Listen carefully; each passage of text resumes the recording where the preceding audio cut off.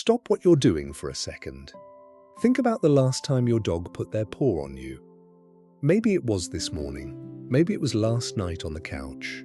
Maybe it's happening right now, and that's exactly why you clicked this video. Most people feel that moment and think, okay, they want something. Food, attention, a walk. They brush it off, maybe give their dog a quick pat, and go back to whatever they were doing. But here's what nobody tells you. That paw, that one quiet, deliberate placement of your dog's paw on your body, is one of the most scientifically complex acts of communication an animal can perform with a human. Researchers spent years trying to understand it, and what they found didn't just explain the behavior. It reframed everything we thought we knew about what dogs are actually capable of feeling. There are 7 things your dog is telling you every single time they reach for you. Number 5 is the one that will make you think about every time they've ever done it and realize you had no idea what was actually happening. Let's start from the beginning. Number 1. Everything you thought you knew about this is wrong. Here's the assumption almost every dog owner makes. The paw means one thing. Their dog wants something. Food, a walk, attention, the piece of whatever you're eating that you're pretending doesn't exist. The paw as a tap on the shoulder, a polite request from an animal who ran out of other options. And look, sometimes that's true, but that explanation accounts for maybe 30% of the times your dog actually reaches for you. The other 70%? Something completely different is happening. Something that has nothing to do with want and everything to do with something far more profound. Scientists studying deliberate dog communications spent years cataloging every gesture dogs use intentionally with humans. Not accidental contact, not random movement. Deliberate, goal-directed, repeatable gestures that dogs initiate, adjust, and escalate when the person on the receiving end doesn't respond. They identified at least 19 distinct intentional gestures. 19 separate things your dog does on purpose to communicate something specific to you. The paw placement was among the most frequently used of all of them. And here's what made it stand out from every other gesture on the list. It was the most contextually complex. Meaning the same paw placed on your body could carry completely different information depending on when it happened, how it was delivered, what your dog's body was doing when they did it, and what was happening in the room around you. A dog pawing at you while you're eating is making a request, but a dog who gets up from across the room, walks over to where you're sitting in silence, and lays their paw quietly on your leg without making a sound. That dog isn't asking for a single thing. They're telling you something. And those 2 things are so different that treating them the same way means you've been misreading one of the most important conversations your dog has ever tried to have with you. Number 2, they felt something change in you before you did. This is the one that gets people. Because most owners assume that when their dog puts their paw on them unprompted, out of nowhere in a quiet moment, when nothing obvious triggered it, they just happened to want contact at that exact second. Coincidence, random timing. It was not random, not even close. Studies measuring dogs' ability to read human physiological states found something that researchers themselves described as remarkable. Dogs can detect changes in cortisol, the stress hormone your body produces when something is wrong, through scent alone. Before your voice changes, before your face changes, before you have consciously registered that something inside you has shifted, your body starts releasing stress signals, invisible to every human in the room, completely invisible to you. Your dog smells it happening in real time. The moment they detect that shift, that invisible chemical change in the air around the person their entire nervous system is devoted to. They move, not because you called them, not because you reached for them, because something ancient and instinctive in them said, something is changing in my person and I need to close the distance right now. This is why your dog seems to always know. Why they appear at your side on the days you didn't know you needed them. Why the paw lands on you in moments when you hadn't said a word, hadn't moved, hadn't done a single visible thing to signal that you were struggling. You didn't have to tell them. Your body already told them everything.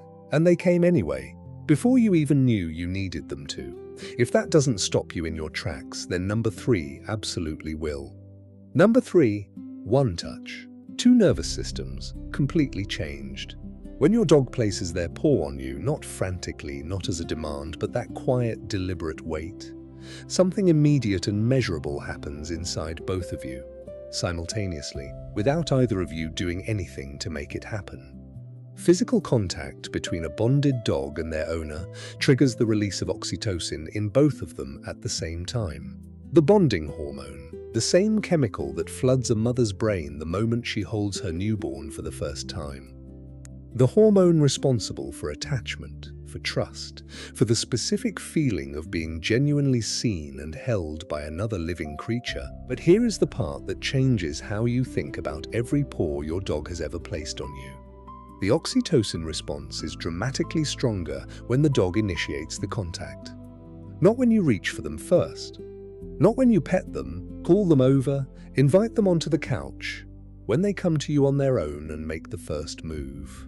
Researchers measuring oxytocin levels in dog-owner pairs found that dog-initiated touch produced a significantly more powerful neurochemical response in both parties than owner-initiated touch. The act of your dog choosing to reach for you, unprompted, unrewarded, simply because something in them decided this was the moment, amplifies the biological impact of the contact itself. So when your dog puts their paw on you, your brain releases a hormone that makes you feel bonded, safe, and less alone in the world. Their brain detects your response and releases more of its own, which you detect and respond to. Back and forth, building on itself, a loop of bonding chemistry running between two different species through the contact of one paw on one arm. All of it. Measurable, documented, real. From one paw placed quietly on your leg, if you've ever felt something in that moment that you couldn't explain, that's what Paw Told is here to explain. Subscribe so you never miss what we break down next. One new video every single week. What's coming next week might be the most important one yet. Number 4. Your dog is doing something wolves never learned to do. To really understand what this paw means, you need to understand what makes it extraordinary in the first place. Wolves don't do this. Not even wolves raised from birth by humans. Not wolves who have known nothing but human contact their entire lives. Animals who trust people, who grew up with people, who have spent every day of their existence around people. They don't cross the room to place a paw on a human. They don't initiate touch the way your dog does. They don't reach. Your dog does.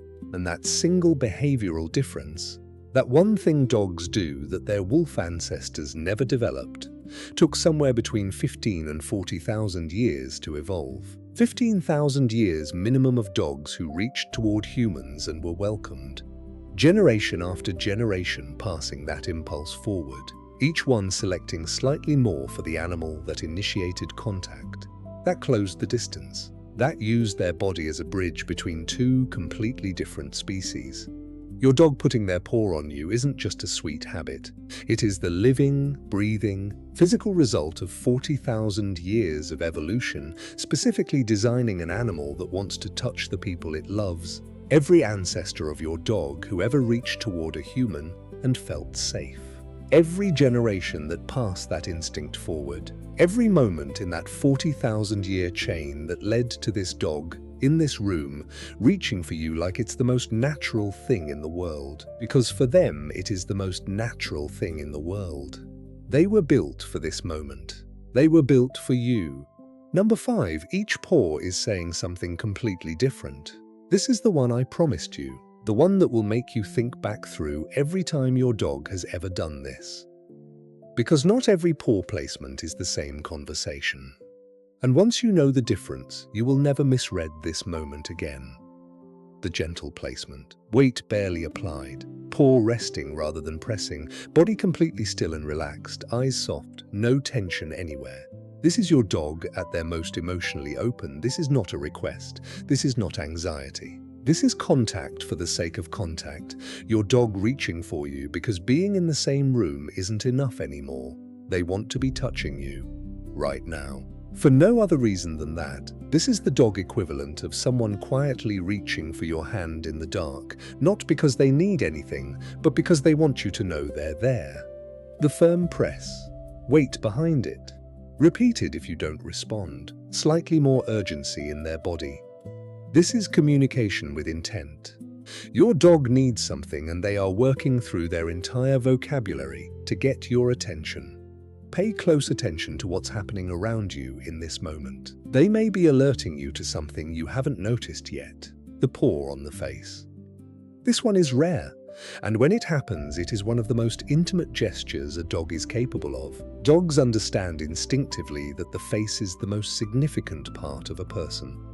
Placing a paw on your face means your dog has decided that the most important part of them should be touching the most important part of you.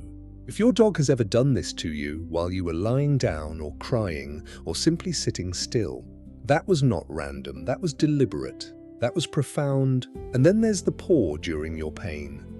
When you're devastated, overwhelmed, falling apart, and your dog puts their paw on you without a single prompt. That version of this gesture is the one we need to talk about properly, because what is actually happening in that moment goes further than most people are ready to hear. Number 6. When you're breaking and they already knew. There is a specific version of this moment that almost every dog owner has experienced at least once. You're not okay. Maybe you're crying. Maybe you're sitting in silence with something heavy pressing down on you. Maybe you haven't moved in a while and you're not sure when you last took a full breath. And your dog, without being called, without any signal you consciously gave, gets up, walks to you and puts their paw on you. Not frantically, not playfully, quietly, with a weight that feels like it understands something. Here's what's actually happening. Your cortisol levels have been climbing. Your breathing has shifted. Your heart rate, your posture, the chemistry of the air immediately around you, all of it has been changing in ways too subtle for any human in the room to detect. Your dog detected all of it, long before the paw came out. They felt you changing, they tracked it. When whatever threshold they carry inside them, whatever signal their nervous system uses to define this person needs me right now, when that threshold was crossed, they moved. No training made them do this, no command, no reward history, just 40,000 years of evolution that built an animal specifically capable of detecting when the person they love is in pain, and a bond between this specific dog and this specific person that made them decide, without hesitation, without calculation, that the right response was to close the distance and reach. They knew before you asked, they came before you called, and they put their paw on you because it was the only word they had, for I am here and I am not going anywhere. Number 7. When they stop reaching, pay attention. Here's the one that matters most, and I need you to remember it. A dog who stops putting their paw on you, who used to reach for you constantly and one day simply doesn't, is not being distant. They are not growing out of it. They are not fine. They are telling you something they have no other way to say. Touch is one of a dog's primary languages. When a dog goes silent in that language, it is never nothing. Sometimes the reason is physical. Arthritis, joint pain, or injury can make the simple act of lifting a paw genuinely painful. Dogs do not announce when something hurts. They quietly stop doing the things that hurt and hope you notice the absence. If your older dog has become less physically initiating and something else feels off, their movement, their appetite, their energy do not wait. A vet visit is the right response. Sometimes it's something harder to hear. Dog who has reached out repeatedly and been ignored, whose paw was pushed away, whose approach was dismissed in the small daily moments when you were too busy or too distracted, learns over time that reaching doesn't work anymore. They don't stop wanting to connect. They stop believing connection is available to them. If that's been happening in your home, even accidentally, even without you realizing, it is not too late. The next time your dog is near you, reach for them first. Close the distance before they have to. Put your hand on them and let it stay there. Show them that the language still works, that it's still safe to reach, that you are still the person they built themselves across 40,000 years to find. Because the moment they lift that paw again and place it on you, you'll know exactly what it means. 7 things. 7 layers of meaning inside a gesture so quiet and so ordinary that most people feel it their entire lives and never once understand what it is. 40,000 years of evolution. Thousands of generations of dogs who reached toward humans and were welcomed. An entire biological history of 2 different species learning to speak to each other through the only language they shared, touch.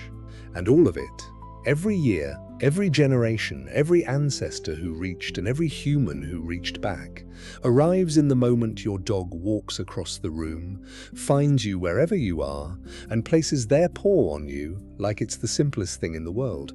Because for them, it is the simplest thing in the world. You are the person their entire nervous system was built around. You are the face their brain lights up for. You are the scent that activates the part of their mind reserved for the things that matter most. And when words don't exist, when there is no bark, no sound, no way to cross the distance between what they feel and what you know, they reach. They have always reached. So the next time you feel that weight on your arm, your leg, your hand, that quiet, unmistakable pressure of a paw placed deliberately on your body, don't move away. Don't go back to your phone. Don't call it nothing. Stay there. Feel it. Let it land. Because your dog just crossed 40,000 years of history to reach you. And they did it because you are worth every single year of it.